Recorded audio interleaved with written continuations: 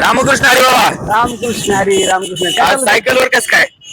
आपल्या महाराष्ट्र राज्याच्या राज्यमंत्री मेघनादिदी ठाकूर यांनी आवाहन केलं होतं की सध्या आपल्याला इंधनाचा भार आपल्या देशावर येतोय म्हणून आपण काहीतरी पाळलं पाहिजे म्हणून चालू आहे आपलं सायकलवर. म्हणजे रोज मी पहिल्यांदाच तुम्हाला सायकलवरती पाहतोय, त्यामागचं कारण तुम्ही सांगितलंय बरोबर.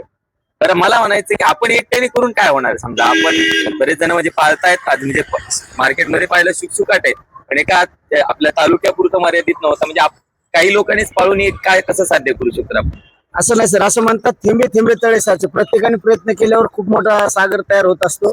आणि दुसरी गोष्ट आपण का करतोय जर असं कोणी म्हटलं तर त्याचं कारण असं आहे, जर कुटुंबावर काही अडचण आली तर आपल्या घरातील लहान लहान लेकरं सुद्धा फाटकी चड्डी घालायची तयारी दाखवतात, कारण माझं घर अडचणीत आहे, माझा मालक करता अडचणीत आहे. आज जर देश अडचणीत असेल तर आपण या गोष्टी करायला काहीच हरकत नाही, कारण या पाठीमागची पार्श्वभूमी अजून लोकांच्या लक्षात आली नाही. राजकारणाला अनेक ठिकाण असतात, राजकारण वेगळ्या ठिकाणी झालं पाहिजे.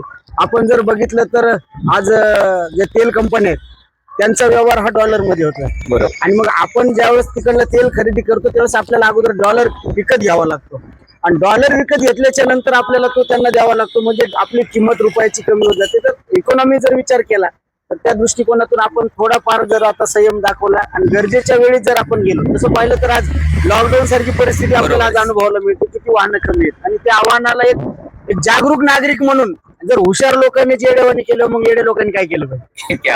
खरंय. म्हणजे आपण आणि आपल्याला फॉलो करणारी लोक आहेत, तुमचंही अनुकरण करणारे लोक आहेत. तुम्ही जर या ठिकाणी या पद्धतीचं पावलं उचलत असाल तर निश्चितच लोक सुद्धा त्याचं अनुकरण करण्याचा प्रयत्न करतील. गणेश भाऊ, काय भावना आहे तुमची? आज आव्हान लोकांना केलं होतं दीदींनी आणि लोकांनी सुद्धा खूप छान प्रतिसाद दिलाय. मला सांगायचं म्हणजे आपल्या जिल्ह्याच्या पालकमंत्री यांनी आवाहन केलं होतं मेघनादिदींनी की बाबा नो व्हेकल्स डे पाळा. त्यात शिलूकरांनी चांगला प्रतिसाद दिला आहे आणि त्यात तुम्ही फिरत असताना मला आमच्या तालुक्याचं भूषण राष्ट्रीय महाराज होता सायकलिस्टला खूप मला आनंद वाटला.